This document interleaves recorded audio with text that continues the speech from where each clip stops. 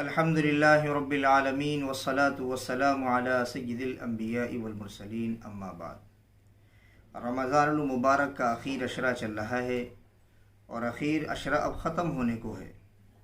ایسے ہی پورے مہینے میں تقریباً 4 جمعے ہوتے ہیں۔ اب آخری جمعہ آنے کو ہے جس کو الوداع جمعہ کہتے ہیں۔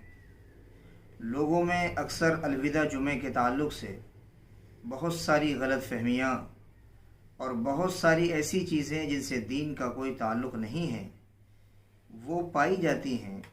آج ان کی ذرا وضاحت کریں گے۔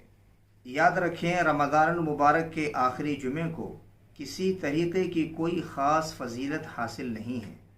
جیسے رمضان کے اور جمعے ہیں ایسے ہی آج کا جمعہ بھی ہے۔ رمضان کا آخری جمعہ یعنی جس کو ہم اور آپ الوداع جمعہ کہتے ہیں، الوداع جمعے کو روزے رکھنے کا کوئی اجر و ثواب اور دوسرے دنوں کے مقابلے میں بھی زیادہ نہیں ہے، اور نہ ہی الوداع جمعے کو کوئی نئے کپڑے پہننا یا چھوٹی عید ماننا یا کوئی خاص الگ قسم کا اس کو تہوار بنانا حضور اکرم صلی اللہ علیہ وسلم سے، صحابہ سے، تبع تابعین سے کسی سے یہ بات ثابت نہیں ہے۔ بس لوگوں میں ایک بات چل پڑی ہے جس کی وجہ سے لوگ الوداع جمعے کو اتنی اہمیت دیتے ہیں کہ صاحب الوداع جمعہ ضرور پڑھیں گے، باقی چاہے جمعے پڑھیں نہ پڑھیں۔ یہ شروعات کہاں سے ہوئی الوداع جمعے کی اہمیت کی، اس کا تو اندازہ نہیں کیا جا سکتا۔ البتہ یہ ایک مثال سمجھیں کہ ہمارے یہاں بدعت رائج کیسے ہوتی ہے۔ ایک آدمی کہیں کھانے کے لیے بیٹھا تو جب دسترخوان پر بیٹھا تو کھانے کے ساتھ ایک بڑی سی چھڑی رکھی ہوئی تھی۔ آنے والا گھبرا گیا، جس کی دعوت تھی، انہوں نے کہا بھئی کھانا رکھا ہوا ہے، کھانے کے ساتھ اتنی بڑی لکڑی کا کیا مطلب ہے؟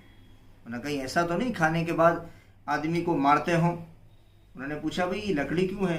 وہ کہنے لگے ہمیں نہیں پتا، ہمارے باپ دادا کھانے کے وقت لکڑی رکھتے تھے اس لیے ہم نے بھی رکھی ہے۔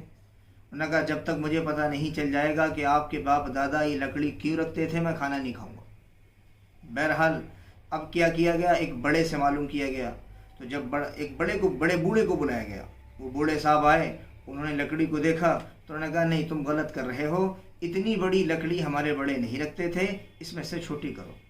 بہرحال تھوڑی سی چھوٹی کر دی گئی، اب پھر بھی برابر لکڑی بچی ہوئی تھی۔ کسی اور کو بلا کے لائے، اس نے بھی کہا کہ نہیں اتنی بڑی نہیں تھی، تھوڑی اور چھوٹی کرو۔ ایسے ہی آتے رہے، اخیر میں سب سے بوڑھے آدمی کو کہ جس کی بوہیں سفید ہو چکی تھیں اور بالکل سب سے زیادہ بوڑھا شخص جو بستی کا تھا اس کو بلایا گیا۔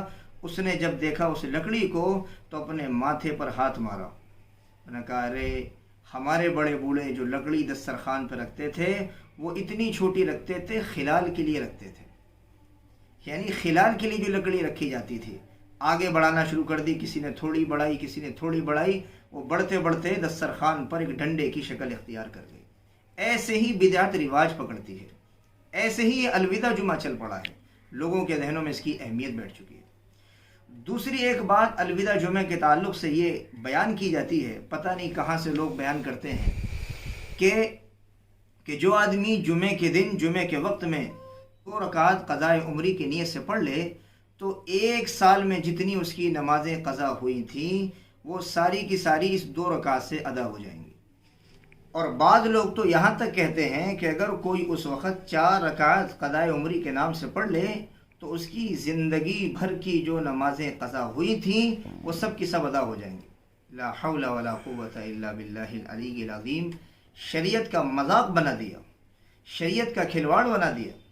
حالانکہ حدیث پاک میں آتا ہے اگر کوئی آدمی ایک رمضان کا روزہ چھوڑ دے، زندگی بھر اس کے روزے رکھے، پھر بھی اس کی تلافی نہیں ہو سکتی، اس کا نقصان نہیں بڑھ سکتا۔ اس حدیث سے پتہ چلتا ہے ایک فرد کا مقابلہ ساری زندگی کے نوافل اس کو پورا نہیں کر سکتے۔ ایک فرد اگر چھوٹا ہے ساری زندگی کے نوافل اس کا مقابلہ نہیں کر سکتے۔ دوسری بات، شریعت کا مزاج اور شریعت کا حکم یہ ہے اگر کسی آدمی کی نمازیں قضا ہوئی ہیں تو شریعت کا قانون یہ ہے کہ اگر یہ آدمی اس پر توبہ اور استغفار کرتا ہے اور توبہ اور استغفار کرنے کے بعد صرف توبہ اور استغفار سے نمازیں معاف نہیں ہوتی بلکہ ان کی قضا کرنا ضروری ہے، لازم ہے۔ ایسے تمام فرائض کا حال ہے، صرف توبہ سے معاف نہیں ہوں گی۔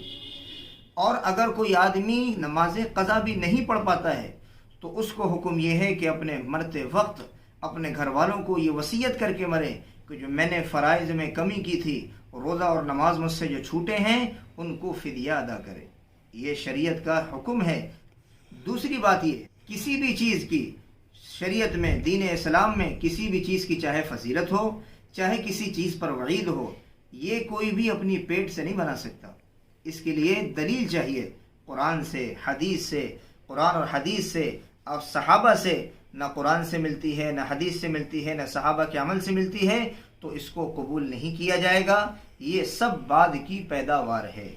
اس لیے میرے بھائی اور دوستو، عزیز و بزرگوں، اس بات کو سمجھیں، یہ نہیں کہ جو پہلے سے چلا آ رہا ہے ہم اسی کو تسلیم کریں، چاہے اس پر کوئی دلیل ہو یا نہ ہو۔ جب آپ کسی چیز کو دین بنا کر پیش کریں گے تو اس پر دلیل کا ہونا ضروری ہے، بغیر دلیل کے وہ چیز قبول نہیں ہو سکتی۔ اللہ رب العزت ہمیں اور آپ کو عمل کی توفیق عطا فرمائے۔ جو گھڑیاں، جو دن بچے ہوئے ہیں رمضان المبارک کے، ان کی قدردانی کی توفیق عطا فرمائے۔ وآخر دعوانا ان الحمد للہ رب العالمین۔ السلام علیکم۔